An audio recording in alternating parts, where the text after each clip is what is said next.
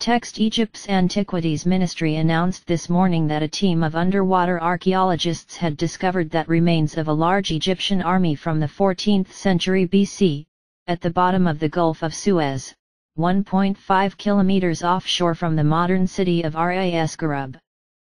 The team was searching for the remains of ancient ships and artifacts related to Stone Age and Bronze Age trade in the Red Sea area, when they stumbled upon a gigantic mass of human bones darkened by age.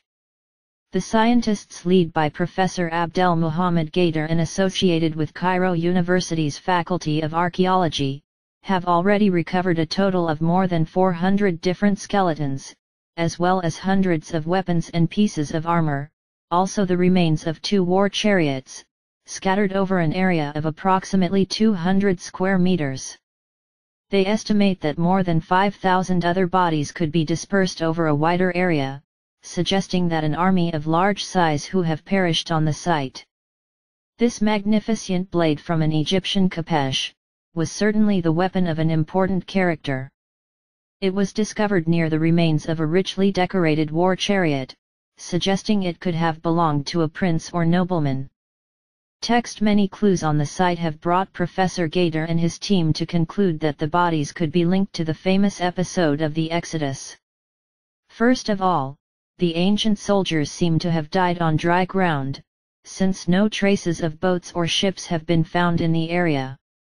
The positions of the bodies and the fact that they were stuck in a vast quantity of clay and rock, imply that they could have died in a mudslide or a tidal wave. The sheer number of bodies suggests that a large ancient army perished on the site, and the dramatic way by which they were killed, both seem to corroborate the biblical version of the Red Sea crossing, when the army of the Egyptian pharaoh was destroyed by the returning waters that Moses had parted. This new find certainly proves that there was indeed an Egyptian army of large size that was destroyed by the waters of the Red Sea during the reign of King Akhenaten. For centuries, the famous biblical account of the Red Sea crossing was dismissed by most scholars and historians as more symbolic than historical. This astounding discovery brings undeniable scientific proof that one of the most famous episodes was indeed based on an historical event. It brings a brand new perspective on a story that many historians have been considering for years as a work of fiction, and suggesting that other themes like the plagues of Egypt could indeed have an historical base. A lot more research and many more recovery operations are to be expected on the site over the next few years, as Professor Gader and his team have already announced their desire to retrieve the rest of the bodies and artifacts from what has turned out to be one of the richest archaeological underwater sites ever discovered. כאן לפנינו הפסוקים מהתורה, וישוב הים לפנות בוקר לאיתנו, מצרים נסים לקראתו, וינער השם את מצרים בתוך הים, וישובו המים ויחסו את הרכב ואת הפרשים לכל חיל פרעה הבאים אחריהם בים, לא נשאר בהם עד אחד. אז ישיר משה ובני ישראל את השירה הזאת להשם, בהמשך כתוב, נשפת ברוחך כי שמו ים, צללו כעופרת במים אדירים.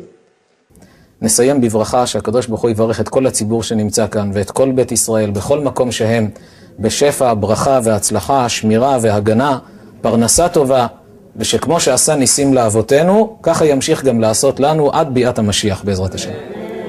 על הניסים ועל הפורקן ועל הגבורות ועל התשועות ועל המלחמות שעשית לאבותינו בימים ההם בזמן הזה. ועל הניסים ועל הפורקן ועל הגבורות ועל התשועות ועל המלחמות שעשית